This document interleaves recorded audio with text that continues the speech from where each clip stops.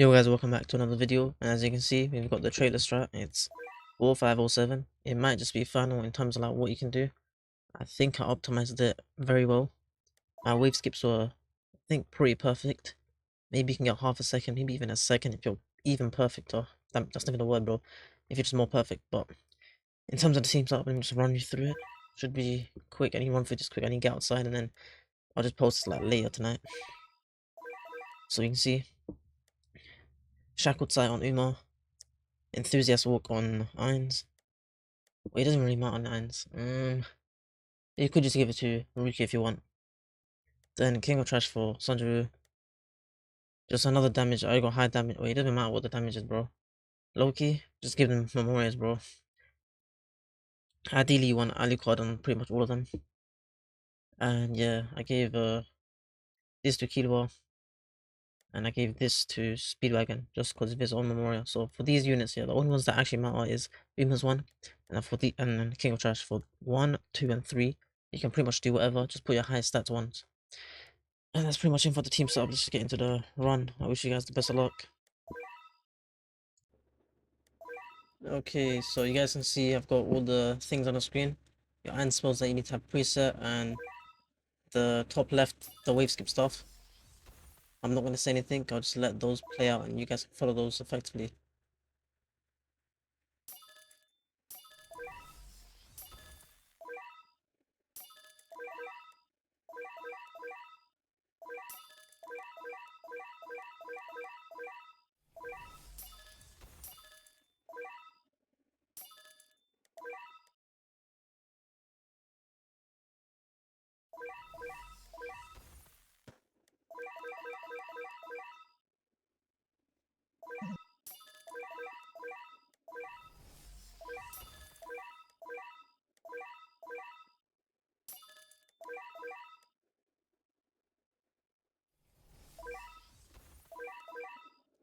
Okay, yeah, that's it for the wave skip. You should enter wave 5 at 1858 if you did things correctly.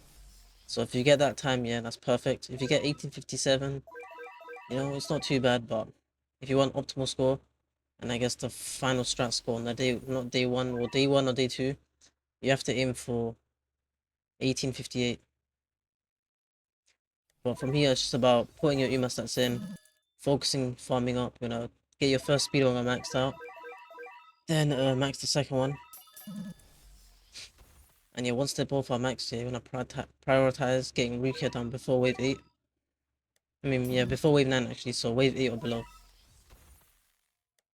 That way you have a nuke for later on. You'll see, it's definitely needed.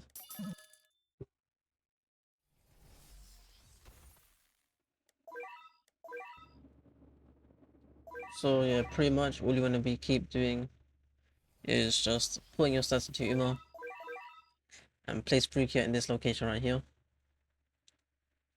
We are gonna be resetting our iron spells eventually, you'll see. So place our Rukia here. She should deal with some enemies over here. And now we're just checking out available placements. We do reset irons to War of the Overlord and create Greater Undead. Only those two spells we're using. We're going to buff and we're going to summon. That's it. Nothing else. Because the enemies do have resilience, and yes, we could bring Lucy or Witch to nullify, but they aren't really that good because their nullify isn't permanent. It's a what's it? It's a 10-second nullify, so it's not really that effective. Because Benimaru, who is banned this week, so we can't use him, he has a perm nullify. Rukia does have a perm nullify, but because it's immunity, she can't really apply the nullify because she does need to freeze to apply nullify, and during immunity you can't freeze enemies, so yeah.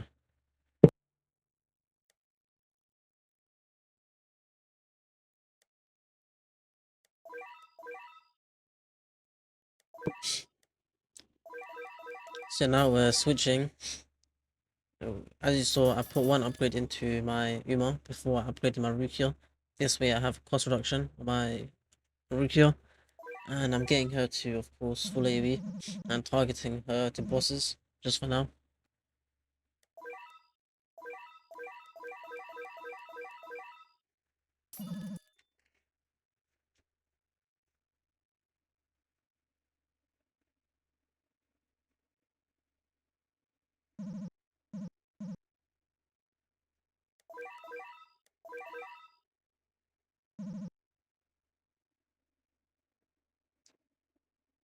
Yeah, as you can see, we're just putting upgrades into just Ruki for now. And the next set of upgrades go into Irons when they get them to upgrade 7 or 8 before we put upgrades into our Uma. That's pretty much all it is. They're only maxing 3 units. Well, not really maxing, but you're getting Rukia to second or third last upgrade where she's still at full AV. You're getting Irons maxed out, you're getting Uma maxed out, and then you're maxing the you're making whether you're maxing the Sanjuvis at the back as well, because you do need the summons late game, at like wave 54, 53 around that time. You'll see what I mean.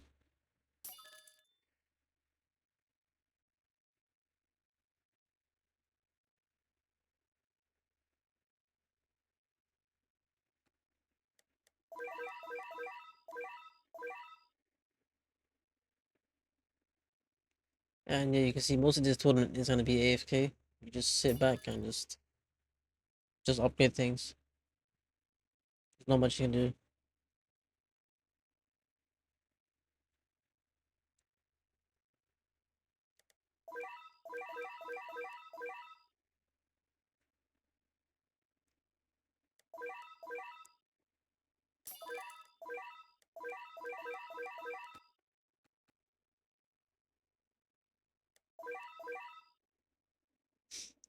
And yeah, this Gyu bush should just die off. We got Sanju summons, we got Iron summons.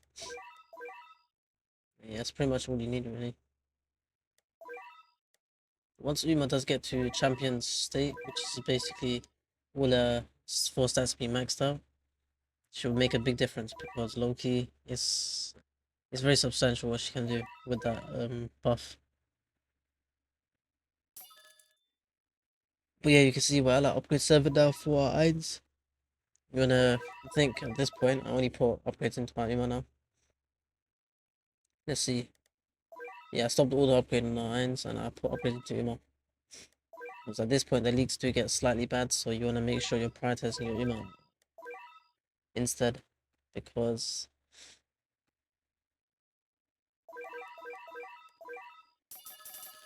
and yeah, you see, like, you put money into Uma and she just deals with the enemies.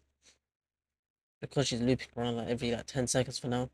Maybe even 12 seconds, I don't know. She just does so much damage. That's the reason we're running over or off the overload on our Irons, because he is energy drain and we don't have anyone to cleanse, so she does lose a lot of the damage.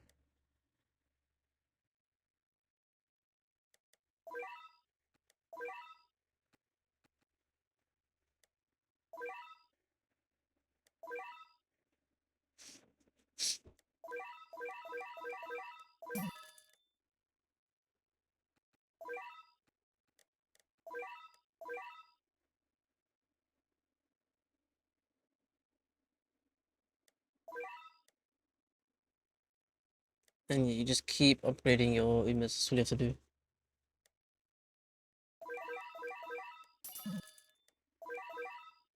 And around like wave 23-ish, wave 24-ish, your Uma should be maxed out, and then you just auto upgrade your Irons. And game 2, of course. A few upgrades as well. And I think at this point, do I stop? I think I stop auto upgrade my Irons and just get Rookie up. I can't remember. Let's see. I didn't record this like early morning, you know.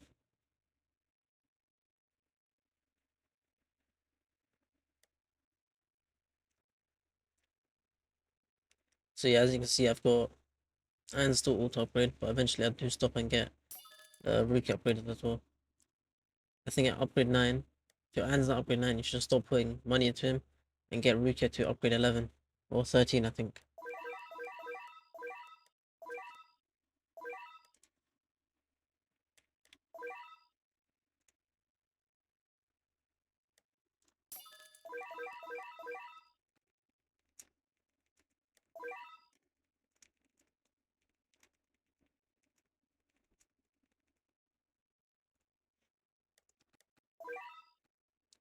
And yeah, as you can see, we've got my Rookie auto upgraded. I just want to get to upgrade 13.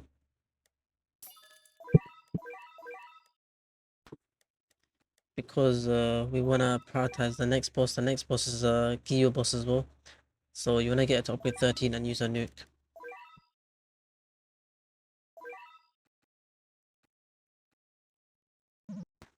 Because the earlier you get the Kiwi summons out, the weaker they be. So the earlier the wave you get them out, the less HP they have. Which means the earlier you get them out, if they're still in Rukia's range, Rukia can apply Nullify to them and do a bit more damage to them, you know?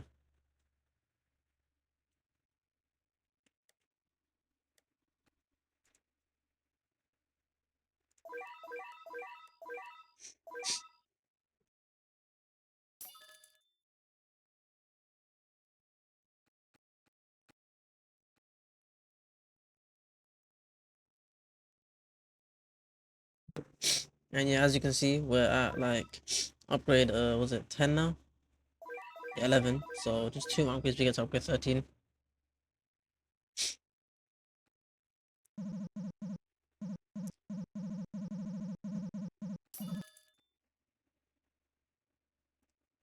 And yeah, you just want to get Rukia maxed out before you use a nuke. But when the boss does spawn, you're preparing it.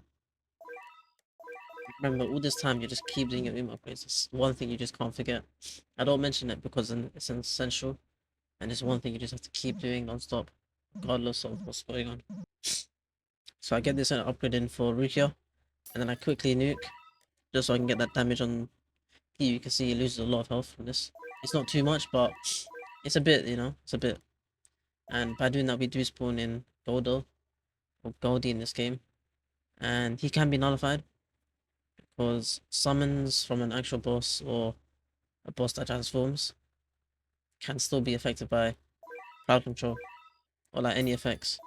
They lose their immunity, so we are able to do a lot of damage to him with a Rukia. Normally wouldn't have been able to do this much, but because he is a spawn from Kiyu, he is hit with Nullify, so he takes a lot of damage.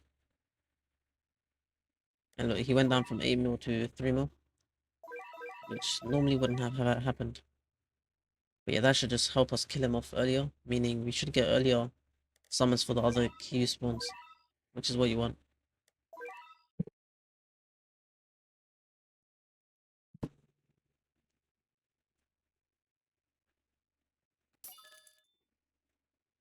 You can see each Uma hit is doing like at least like, is it 700k? Oh, 300 to 700k on the gear boss, so you need Uma lapping around so much. So many times. That's pretty much all it is, you know. And then now you just auto upgrade Irons because you need to get him to max out. And you just keep putting your Uma stats in. Ideally you want them to be up at like wave 38, wave 39. Any later, I'm pretty sure it's not really that good. I think wave 39 is the latest you can get up.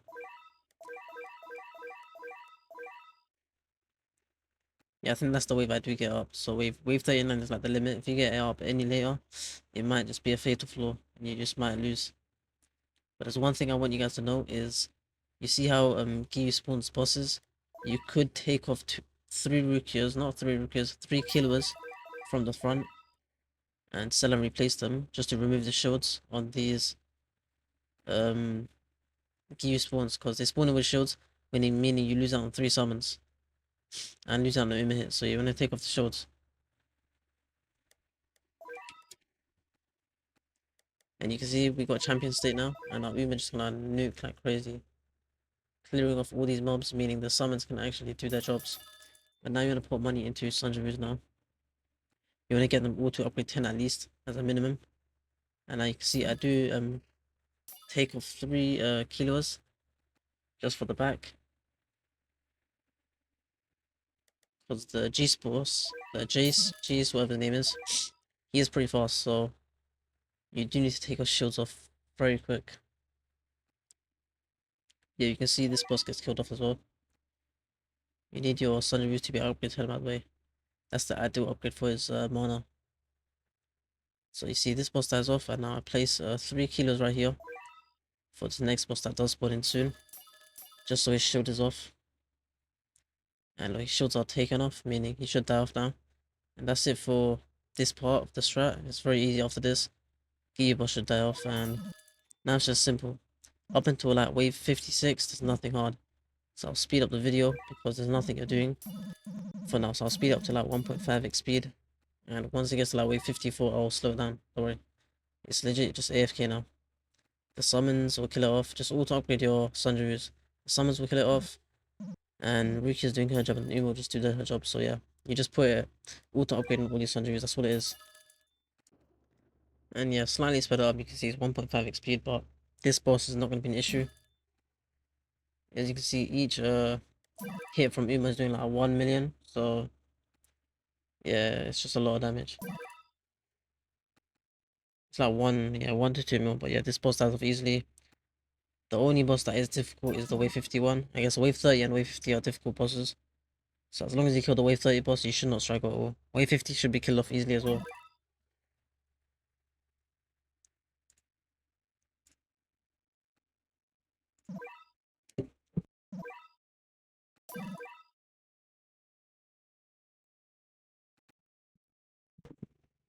But yeah, as I said, it's just a pure AFK. You can see I'm just legit just AFK here. I don't have to do anything at all. Uma is just wiping all of them. Ainz is doing his job with the summons. And yeah, Sandaru summons are doing enough. Reek is just there for vibes. He's legit just there for vibes. Kilo is removing shield, so he's actually being helpful at the start. And yeah, as I said, it's just AFK. So I don't want to see no complaints about me speeding the video up. Because it's just pure AFK.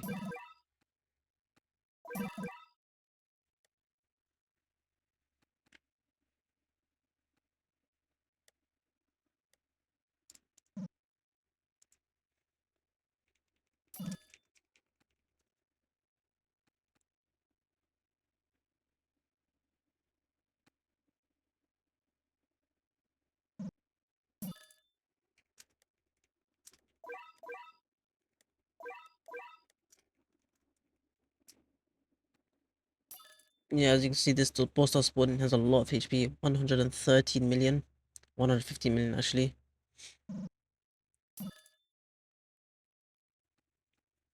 And yeah, you can see it does. We need the mobs in front to be dying off quicker. Just so we can do a lot more damage. Because most of the damage is coming from the Sanju summons and the Iron summons. So yeah, as you can see, this boss is the main issue. So one thing I want you guys to do is just make sure you have it in your mind. As soon as the wave is about to go to wave 56, you set the HP to 1. You'll see what I mean. I'll put a little text box on screen. And you can see what I mean. I'm gonna leave that text box for you guys to follow. But as you can see, the summons should just whittle away at the boss, get it down to its second form, and that's what you want. If it does not get to second form, then you basically lose. So you just want to pray against the second form, and you just delay and delay and delay. So you want to delay your thingy, get your Urus Purus ready, your rewrite HP, and just about near wave 56, you click that, and the boss will just die off. And yeah, by doing that, from here, it's just sitting and waiting until the last 5 seconds. So yeah, I'll put a little text box on the screen again. And yeah, as you can see, you just let your An summons and your Sunryu summons just whittle away at the mobs. They do get very close. It does get very close. And that's why you have to time your initial rewrite HP at a specific time. Which is why I was saying to wait until the pre-wave 56. So the countdown from 56 to 56. Wait, what? 55 to 56. So you can see. At this point, yeah, I was legit kind of panicking. I was thinking, do I even got this? They have a lot of HP. They're close to my base. But it was fine. Don't have to worry about that at all. You can see I'll go to the back just to check it out because it doesn't look very bad. But yeah, you can see they're pretty low. So the ones at the front are just very low. They're going to keep dying. And you're going to keep getting Thunderboost summons. And here, just click on irons and just wait. As soon as you see 0005, you pop goal of full life. And that's just it for the run. That'll just be it for the strat. So you see, just wait and wait. So 00005 and pop. So now, and that's it for the strat. If you enjoyed the video, like and subscribe, and yeah, let me know what you guys get for your scores and how your runs go. Let me know. And yeah, that's it for the video. I'll see you in the next one. Peace.